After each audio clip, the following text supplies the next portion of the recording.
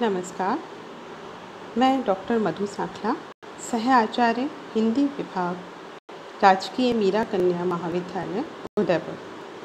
आज की क्लास में हम रस के अंगों पर चर्चा करेंगे। इससे पूर्व की क्लास में मैंने आपको रस किसे कहते हैं, रस की परिभाषा क्या है और रस के प्रकार के बारे में बताया था।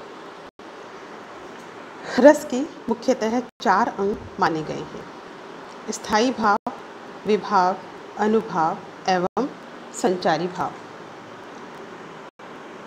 रसावयवों से पूर्व भाव को समझना आवश्यक है, क्योंकि भावों से ही स्थायी भाव है और स्थायी भाव से ही विभाव, अनुभाव एवं संचारी भाव है। मन के विकार अथवा चित्तवृत्तियों को भाव कहा गया है। मानव मन भावों का अथाह सागर है, जिसमें समय समय पर अनेक भाव रूपी तरंगे उठा करती हैं।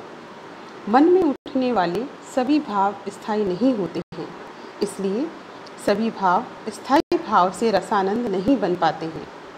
मानव मन की विकारों चित्तवृत्तियों की संख्या 43 मानी गई है, जिसमें 9 मुख्य होते हैं और यही काव्यानंद का कारण बनते हैं। रसावयवों का परिचय इस प्रकार है। पहला है स्थायी भाव।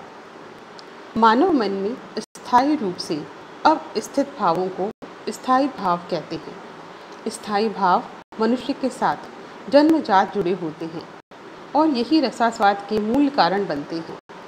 विभावों के संयोग से एक बार हृदय में जागृत हो जाने पर ये भाव रस की पूर्णानुभूति तक चित्त में स्थायित्व लिए रहते हैं, जिससे रसानुभूति के समय बीच बीच में जागृत होने वाले संचारी भाव स्वतः ही इनके सहयोगी बनकर इन्हीं में विलीन हो जाते हैं। स्थायी भावों की संख्या रसों के अनुरूप 9 मानी गई है, अर्थात 9 रस होते हैं और 9 ही स्थायी भाव होते हैं। जैसे श्रृंगार, श्रृंगार का स्थायी भाव है रति। हास्य, हास्य का स्थायी भाव है हास। करुण का स्थायी भाव है शोक। वीर का स्थायी भाव है उत्साह। रौद्र का स्थायी भाव है क्रोध। भयानक का स्थायी भाव है भय। विभत्स का स्थायी भाव है घृणा। अद्भुत का स्थायी भाव है विस्मय और शांत रस का स्थायी भाव है निर्वेद। अब दूसरा अंग आता है विभाव। विभाव का अर्थ कारण से है, अर्थात भावों की उत्पत्ति के कारण को विभाव कहते हैं। विभाव ही स्थायी भावों का विभावन करते हैं और उन्हें आस्वाद योग्य बनाते हैं। विभाव के 3 उपभेद होते हैं: आलम्बन विभाव, आश्रय विभाव और उद्दीपन विभाव। पहले हम बात करते हैं आलम्बन विभाव की, जिसे देख सुनकर हृदय में स्थायी भाव जागृत होते हैं अथवा जिससे प्रेरित होकर मनोविकार जागृत होते हैं, वही आलम्बन कहलाता है।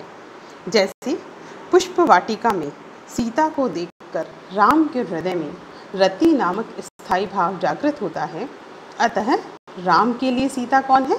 आलम्बन विभाव है। दूसरा है आश्रय विभाव। जिस पात्र या सामाजिक के हृदय में स्थायी भाव जागृत होते हैं, वह आश्रय कहलाता है। जैसे सीता को देखने के बाद राम के मन में प्रेम उत्पन्न होता है, अतः राम यहाँ पर आश्रय हुए। तीसरा है उद्दीपन विभाव। आलम्बन से प्रेरणा पाकर आश्रय के मन में उत्पन्न हुए मनोविकारों को उत्तेजित करने वाले भावों को उद्दीपन विभाव कहा गया है। उद्दीपन विभाव 2 प्रकार के होते हैं: आलम्बनगत विभाव और प्राकृतिक विभाव। आलम्बनगत विभाव में आता है आलम्बन की चेष्टाएं और उक्तियां। प्राकृतिक विभाव में प्राकृतिक वातावरण से संबंधित वस्तुएं और उपादान आते हैं, जैसे कि नदी, झरना, पहाड़, फूल, वर्षा, चांदनी, वाटिका आदि। आलम्बन विभाव को विषयगत और प्राकृतिक विभाव को बहिर्गत उद्दीपन विभाव भी कहा जाता है। तीसरा अंग है अनुभाव। अनुभाव शब्द का अर्थ है अनुभव कराने वाला। जिन चेष्टाओं के कारण भाव का बोध करवाया जाता है, वे चेष्टाएं ही अनुभाव कहलाती हैं।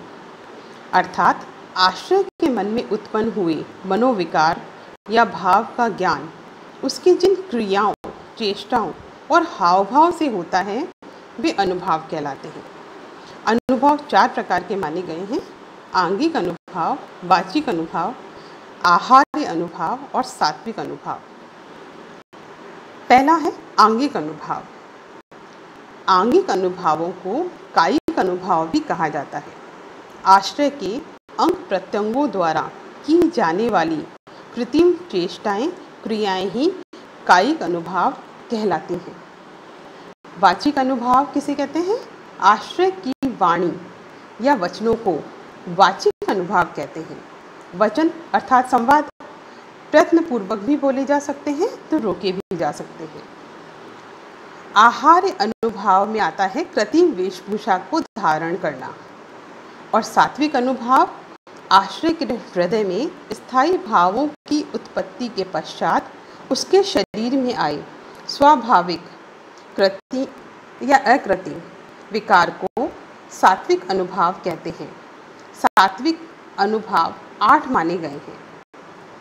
ये 8 सात्विक अनुभाव हैं: स्तंभ अर्थात जड़वत हो जाना, स्वेद अर्थात पसीना आना, रोमांच अर्थात रोंगटे खड़े होना, स्वरभंग अर्थात आवाज़ ना निकलना, कंप का तात्पर्य शरीर का कांपना, वैवर्ण का तात्पर्य है मुख पीला पड़ जाना या रंग उड़ जाना, अश्रु आंसू आ जाना, प्रलय मूर्छित हो जाना। ये सभी सात्विक अनुभाव माने गए हैं। इसके बाद आता है संचारी भाव। संचारी का अर्थ होता है फैलने वाली एवं संचरण करने वाली। आश्रय के हृदय में उत्पन्न हुए स्थायी भाव के साथ साथ अनेक मनोविकार उत्पन्न होते रहते हैं, जो प्रधान भाव को परिपक्व बनाकर उसे आनंद या आस्वाद के योग्य बनाते हैं और जल में उठने वाले बुलबुलों की भांति क्षण भर में ही विलीन हो जाते हैं। एक संचारी भाव अनेक स्थायी भावों के साथ उदय हो सकता है, जैसे ईर्ष्या संचारी भाव श्रृंगार एवं वीर दोनों रसों का संचारी है। इसी अस्थायित्व एवं व्यभिचार के कारण इन्हें व्यभिचारी भाव भी कहते हैं। आचार्यों ने संचारी भावों की संख्या 33 बताई है।